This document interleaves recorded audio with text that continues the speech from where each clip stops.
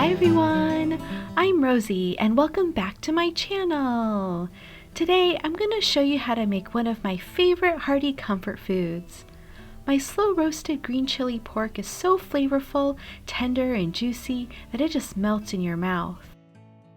I'll be pairing it with my homemade corn tortillas and guacamole for some delicious and simple tacos. You won't believe how easy it is to make the tortillas, and they taste better than anything you can buy in stores. I don't have a tortilla press, so I'll show you how I make these with regular household items. Let's get started.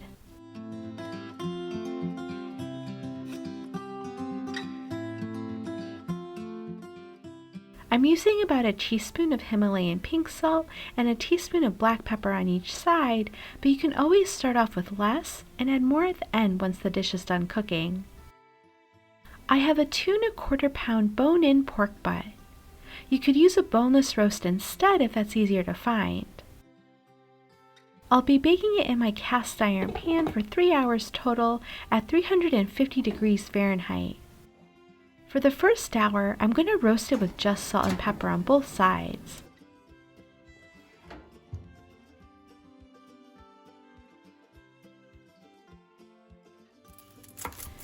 In the meantime, I'm going to chop up 4 onions. I have 2 yellow onions and 2 red onions, but you can use whatever type of onion you have on hand.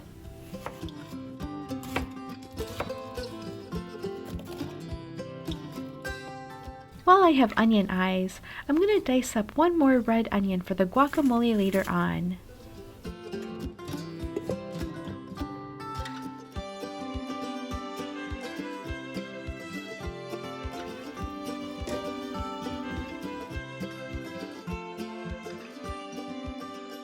After the first hour of baking, I flip the roast over and add all the onions and 6 cubes of frozen garlic, which is equivalent to 6 cloves chopped.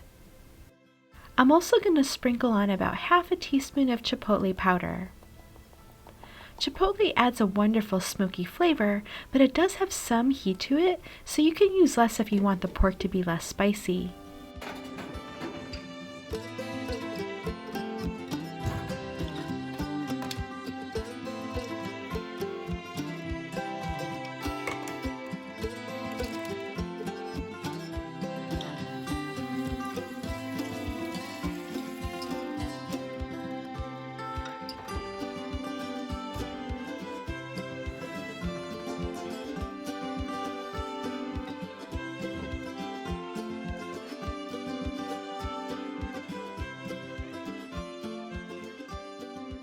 I flip the roast again, sprinkle on another half teaspoon of chipotle powder, and then add the green chilies and black beans.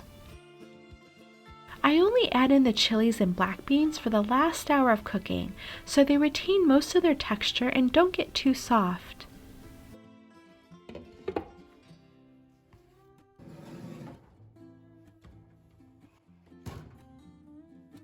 This whole meal is not only insanely easy, but also budget friendly since the roast can be stretched out to 6 to 8 meals. By the way, the top of the lid from the cast iron pan might pop off in the oven, but don't worry, you can just pop it back on once you're done baking.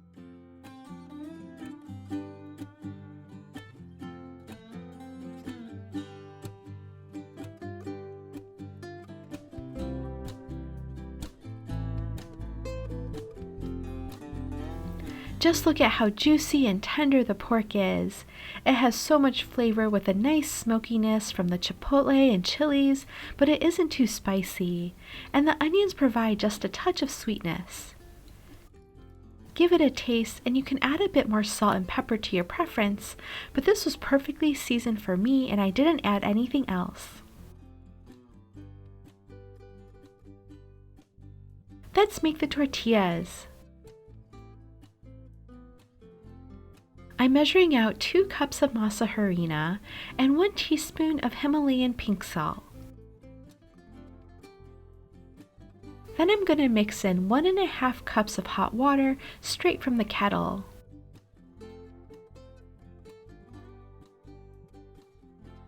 The dough is still crumbly, but I'm going to let it rest for about 15 minutes and then add a little bit more water to get the right consistency. In the meantime, I'm going to make my guacamole. I'm going to start by chopping up 1 poblano pepper.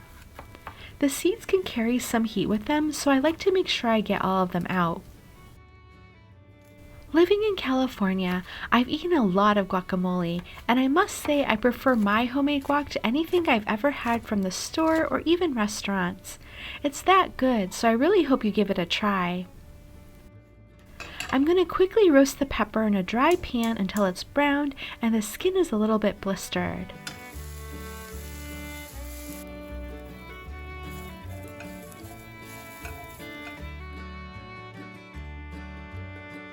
I add in the diced red onion from earlier, 3/4 of a teaspoon of Himalayan pink salt, a 1/2 teaspoon of pepper, and the juice of 1 lime.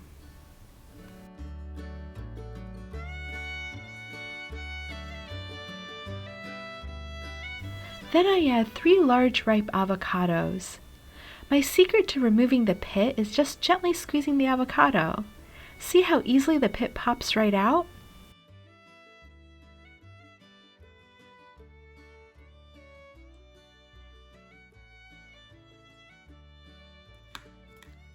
If you taste the guacamole right after mixing, it might seem over-seasoned.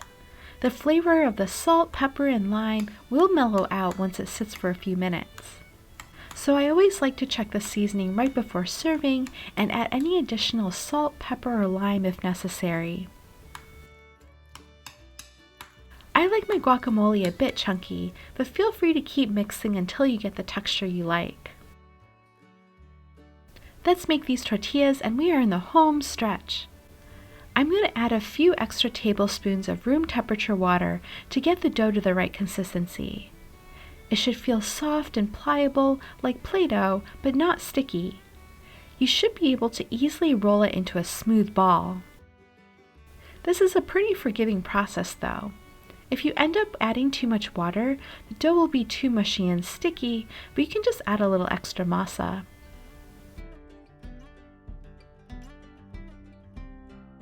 I like to flatten a ball to test how crumbly it is. If it seems to fall apart easily, you need to add a bit more water. Once flattened, it should hold its shape well without any major cracks.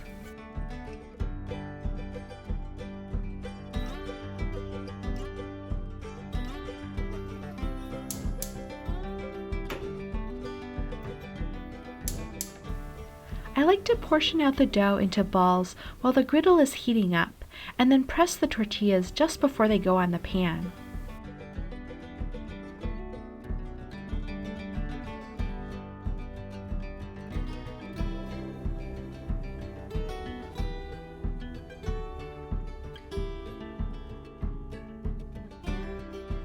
I'll be using a glass pie pan to press them, but you can use any bowl that's completely flat on the bottom.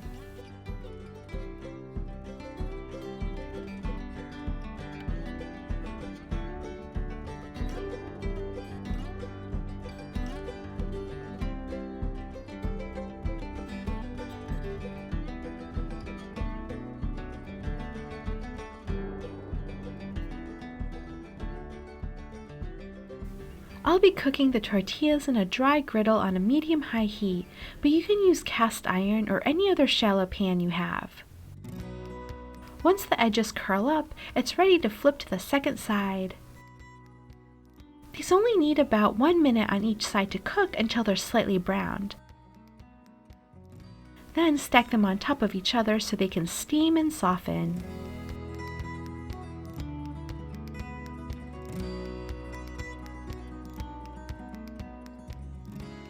Slow roasted green chili pork is so delicious and satisfying, but it's easier and less expensive than you might think. You can eat it with a side of rice, make your own burrito bowl, or put it on tortilla chips for amazing nachos. I hope you give this recipe a try, and I'd love to hear how it goes for you.